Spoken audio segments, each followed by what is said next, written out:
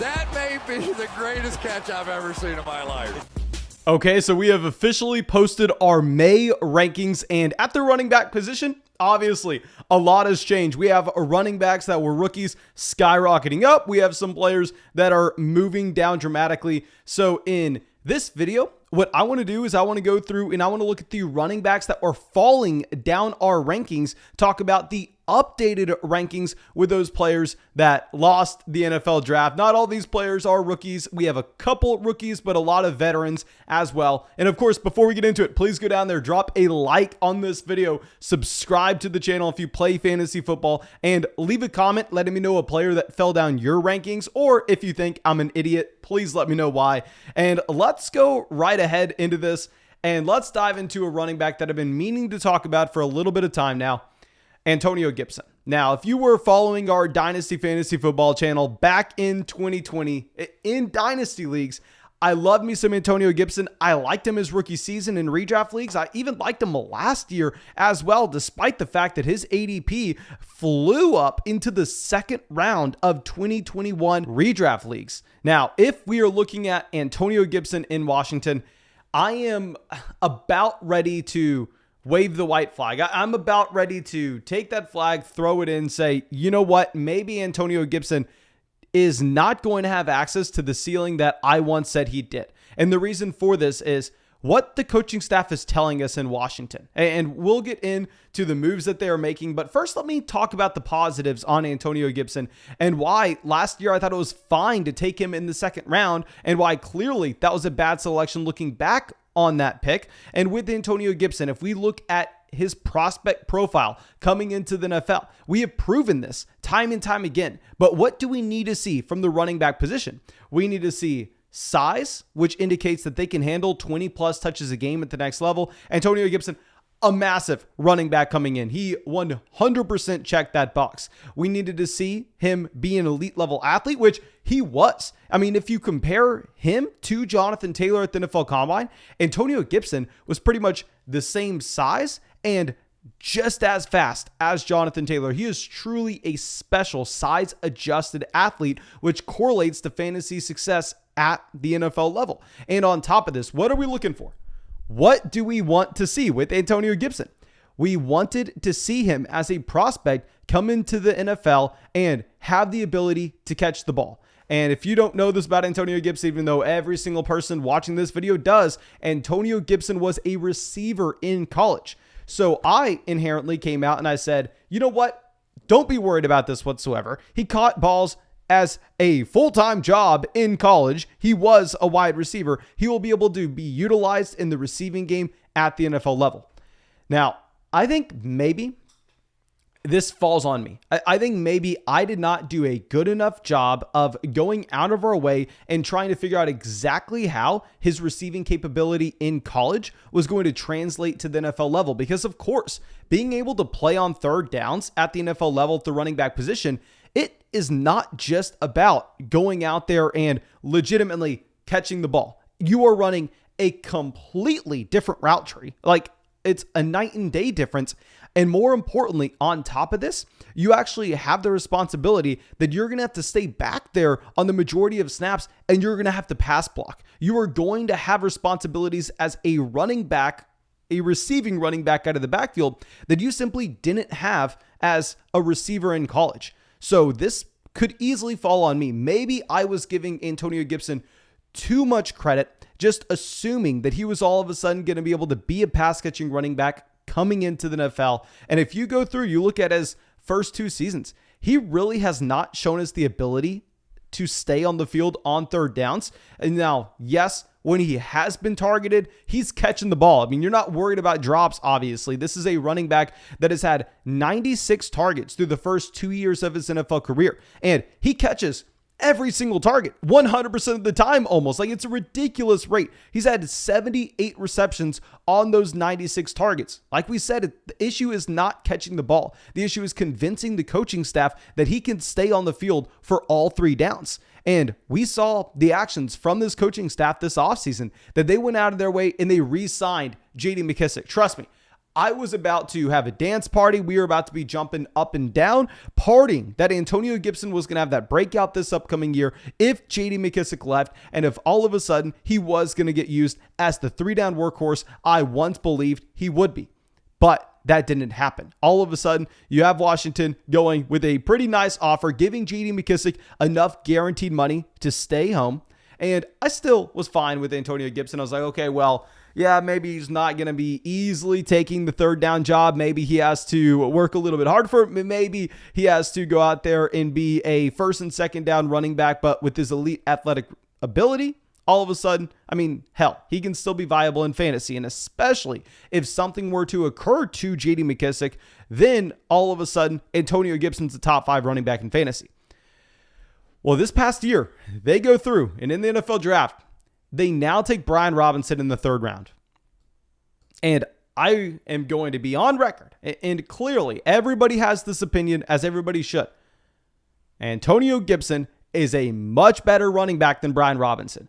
In every way imaginable, he was a much better prospect. He has been good at the NFL level so far, but there are going to be a few red flags here. With Antonio Gibson, he led the NFL in fumbles last season. Now, I am of the opinion that there are a few statistics that the common fantasy football player, that the common NFL fan, they overrate their ability to be able to predict them going forward. I think a couple of those statistics would be drops as well as fumbles. With fumbles, when there's such a small sample issue, it's really hard to say, you know what? Yeah, this player has a problem and this player is fantastic. When there are only, 3 to 2 fumbles that a running back has in a given season, that's such a small sample. It's hard to say it's predictive going forward. But Antonio Gibson led the NFL in fumbles last season. And that's something that a coaching staff is going to care about. So we now have the red flag that if Antonio Gibson were to start this upcoming season with that fumbling issue, which if there was ever going to be a running back with the fumbling issue, if that was ever going to be something we had to talk about, which trust me, you'll probably never hear me talk about fumbling again because it's so hard to predict. But if there was ever a running back you had to be worried about that issue with, it's a former receiver. It's someone who didn't grow up knowing, hey, you got to hold on to this ball. You have to hold it this way so that the defender can't punch it out. That's one concern that we have, in that if that's an issue at the beginning of the season, possibly they can look to get Brian Robinson more and more involved. And on top of this, the addition of Brian Robinson maybe caps the ceiling of Antonio Gibson. And this is going back to what I was speaking on previously, that if something were to occur to JD McKissic, then all of a sudden, hell, you are in a fantastic situation where Antonio Gibson's a 3-down player. They have nobody to take over for those passing down snaps. But Brian Robinson was a capable pass catching running back at Alabama. So what I would be worried about is even if JD McKissic were to go down, maybe this maintains its status as a running back by committee. And if that's going to lower the ceiling of Antonio Gibson, and on top of this, we already have the floor possibly lowered with the possibility that Antonio Gibson could, I don't want to say get flat out benched, but his role may get smaller if the fumbling issue occurs at the beginning of the season.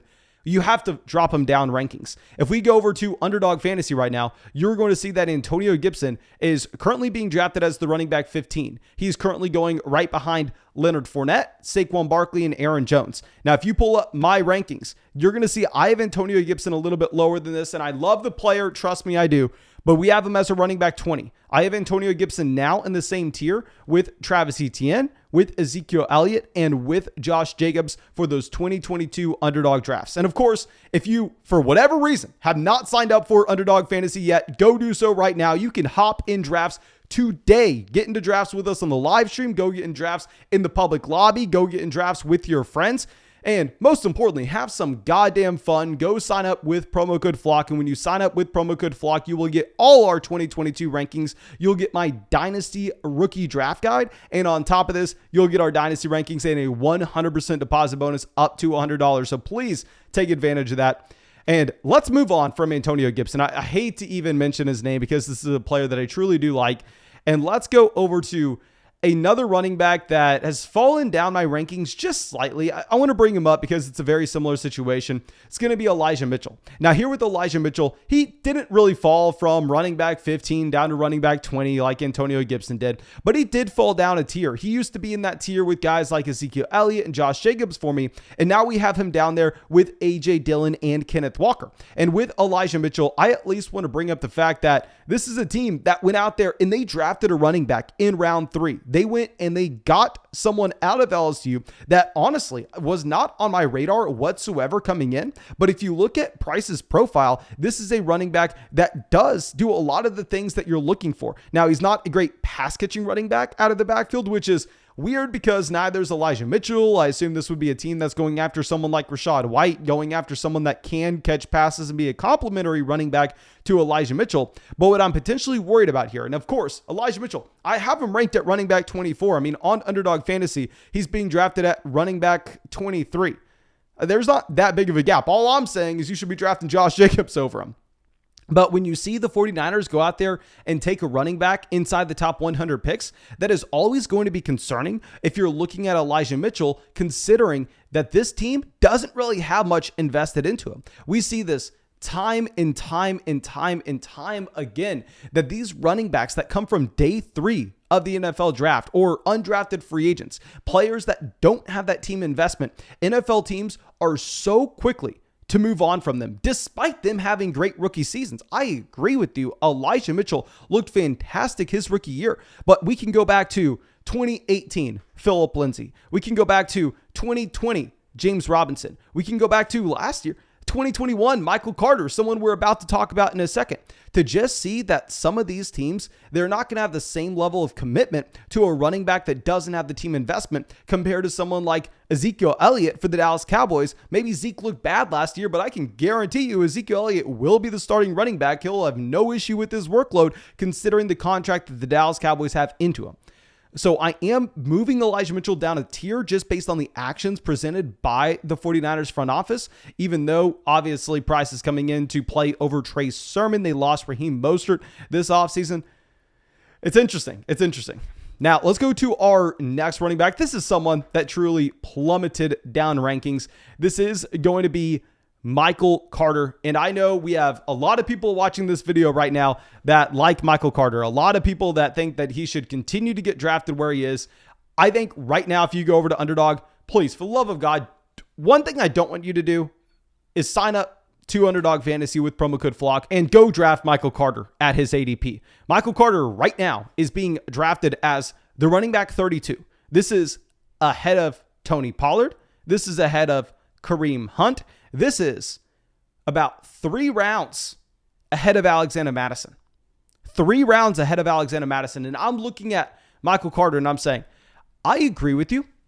I think that he will still have a small role with the New York Jets, but a very, very, very small role. And I think that he is a capable pass catching running back, and he could potentially draw 3 to 4 targets out of the backfield every single game.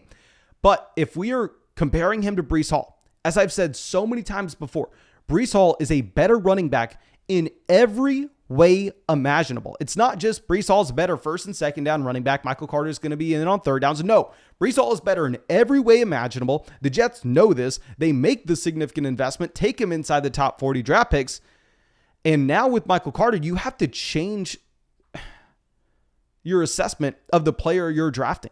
With Michael Carter, even if he does have that small role, even if he has 20 to 25% of the snaps and the touches out of this backfield, which he probably will, is he ever going to start for you? Realistically, let's ask ourselves this. With Michael Carter, this was a running back that was a running back 3 last season in fantasy football. And who was he competing for touches with? LaMichael Pirine? Tevin Coleman? Like, who was there in New York that Michael Carter was competing for touches with? Nobody. Carter was fine. He flashed. He does have some talent. But in that New York Jets offense, it's not like Michael Carter was coming out and dominating. Now, will you add in Breece Hall? Are we going to assume that Michael Carter's production on a per game basis stays the same? If it gets cut in half, you can't put him anywhere close to your starting lineup. So you have to change the perception of him from a running back that has a role to a running back you can't start in fantasy. So if you can't start him in fantasy, but you perceive that he has talent, I'm fine with you drafting him. You just have to be drafting him in the right range. That's why I'm going to have Michael Carter ranked as the running back 37, and I am going to have him ranked behind running backs that I think have a similar role, but access to a significantly higher ceiling.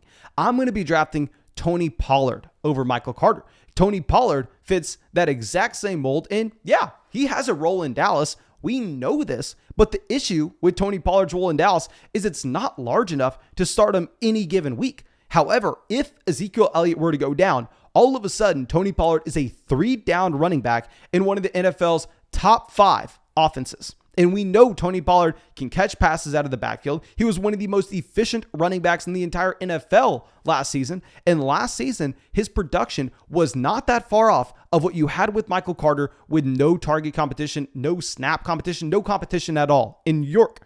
And very similar here with Alexander Mattison. I'm going to have Alexander Mattison ranked ahead of Michael Carter because with Alexander Mattison, I'm saying, okay, there's a 0% chance he ever starts unless Dalvin Cook goes down. But who's more likely to get injured? Dalvin Cook going into year 3 of his second contract with injuries stacked up throughout college, throughout the NFL, or a 21-year-old running back coming out of Iowa State that never dealt with injuries in college, does not have the tread on his tires. Who's more injured to get out of those two players? I would say Alexander Madison's probably playing behind the more injury-prone running back. Now, that's not where the analysis is going to stop, because if that's the case, you can make the argument against it, that injuries are very hard to predict, and I'd agree with you. But what I'm going to go back to is when Dalvin Cook goes down, where are we ranking Alexander Mattison in fantasy football? Alexander Mattison is immediately a top 5 running back in fantasy football. We saw that time and time again last season. You saw Alexander Mattison over 20 carries in a single game. You saw Alexander Mattison over 5 targets in a single game. You saw him have access to that elite level ceiling that Michael Carter just doesn't come close to. So if all these running backs are in the same bucket, there's no reason to draft Michael Carter there. Give me Tony Pollard. Give me Kareem Hunt. Give me Alexander Mattison 3 rounds later. So yeah, Carter, we're going to have him ranked at running back 37. Underdog, he's ranked at running back 32. I just don't understand the perception behind him. And now going over to yet again, another rookie, yet again, someone that I don't understand the ranking of. We are going to go to Isaiah Spiller. Maybe this is just underdog drafters not necessarily knowing this rookie class well enough. But as it stands, Isaiah Spiller is currently being drafted ahead of James Cook, ahead of Alexander Mattison.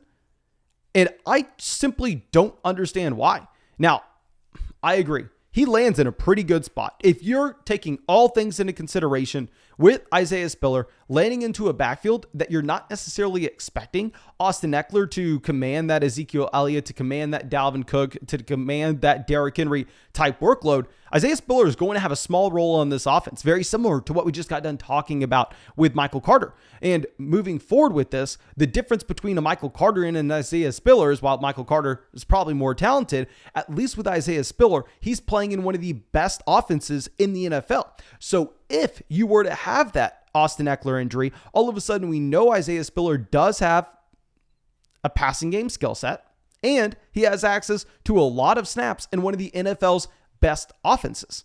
So I see the positives with Isaiah Spiller, but to be drafting him ahead of someone like James Cook, another player that we are going to have to give an update with that ranking. I mean, in our rankings, I have James Cook running back 35. I have Isaiah Spiller running back 45.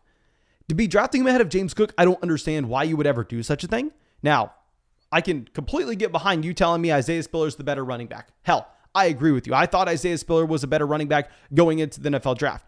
But James Cook went in the top 2 rounds. He has significantly more invested into him. He has probably a better offense. I don't really want to make that argument. I mean, the Buffalo Bills compared to the Los Angeles Chargers, both elite level offenses. But one's going up against Austin Eckler for touches, while the other one's going up against Devin Singletary for touches. So I just don't understand the ranking set. Like, if you're looking at my rankings, I have James Cook ranked right in line with Chase Edmonds, Alexander Mattison, Rashad Penny. I have Isaiah Spiller ranked right in line with James Robinson, Kenneth Gainwell, and Darrell Henderson. I probably should move Isaiah Spiller up a bit. We're going to move Isaiah Spiller up to running back 43 as well. But I mean, if we're going back over to Underdog Fantasy right now to see how drafters are just butchering this, Isaiah Spiller is being drafted 3 to 4 rounds ahead of Dameon Pierce. I get it. I agree with you. I think Isaiah Spiller is the better running back. But if Spiller is going up against that, like, please go get into some of these real money drafts. Go scoop up this free money. Don't be drafting Isaiah Spiller there. I have Isaiah Spiller, running back 43, Dameon Pierce, running back 41, James Cook, running back 35, and according to Underdog ADP, James Cook, running back 41, Isaiah Spiller, running back 39, and Dameon Pierce all the way down there, running back 48. I know we were all over the place in this video. I hope we were able to help. I wanted to just shine some light, talk about some players that I know their upcoming season's projections definitely changed. I want to talk about my outlook with them and if I thought they were being overdrafted or underdrafted. But please go down there, drop a like, leave a comment, subscribe to the channel, go sign up for Underdog Fantasy. If you want to have some fun, if you want to hop in some fantasy drafts today, use promo code FLOCK for a crap ton of stuff. Thank you again. I truly appreciate you, and I truly hope you have a great day.